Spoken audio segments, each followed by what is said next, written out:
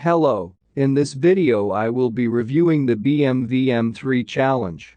This is not the real name, but I just got used to call it that because at one time I played a similar simulator with the same name from 2007. This game was created at the initiative of the concerned BMW to promote this breakthrough model.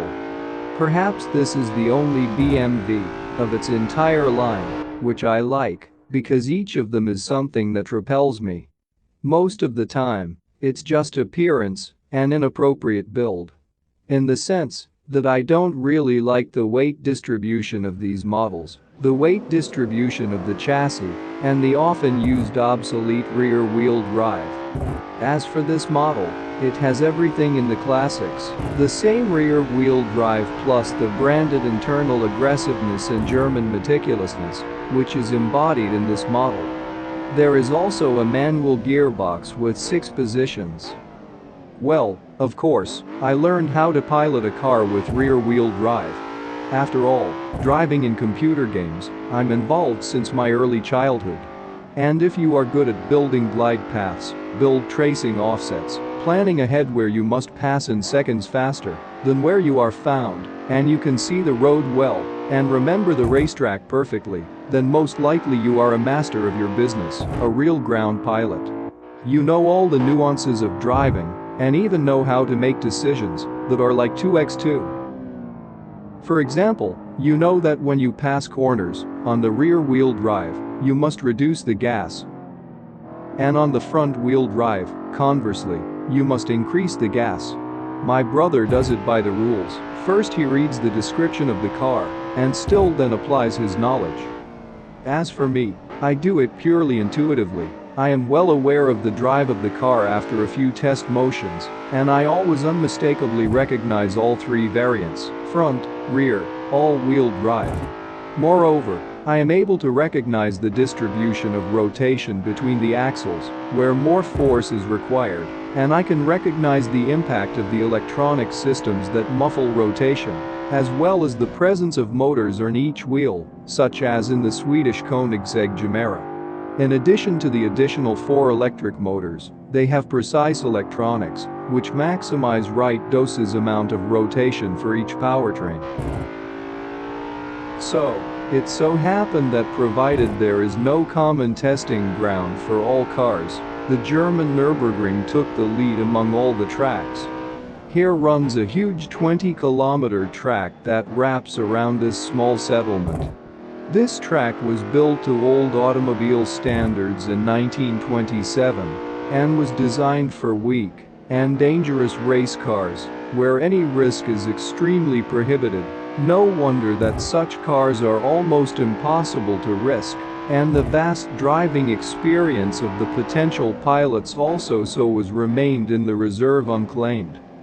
It is extremely narrow and unpredictable, which is becoming a fatal mistake for many pilots who have decided to discover the potential of their car here.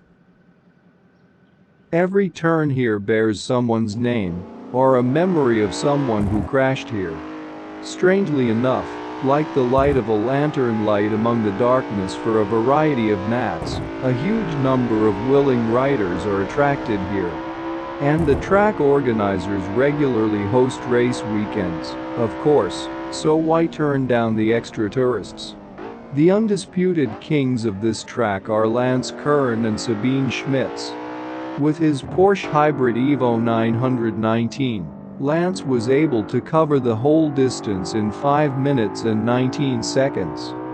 This proved the absolute leadership of the Porsche company, whose cars regularly set records here and occupy the first places in the drivers' tables. It should also be said about professional illnesses. As it turns out, fast driving is quite harmful, and since it is a constant stress, it makes your hair fall out. Remember all the great riders, and you will find that many of them are completely bald. I must say that among the paved roads of the Nürburgring I like and suit only the modern section, built in 2002, more or less safe GP Strecke, a total length of 5.148 kilometers. For standard cars, the fastest lap time here is lating in 2:20, and the absolute record was set by Michael Schumacher on his 2004 Formula One race car, assembled by the Ferrari racing team, in 1 minute 29 seconds and 468 thousandths. As a reminder, the 2004 regulations still allowed the installation of electronic systems to control the rotation of the wheels, the so-called traction controls. This was good thing for experienced professionals, but at the same time, reduced the spectacularity of the race, because then the more unstable the race car, the less pilots to make insane overtakings, and that is exactly what the royal races are watched for.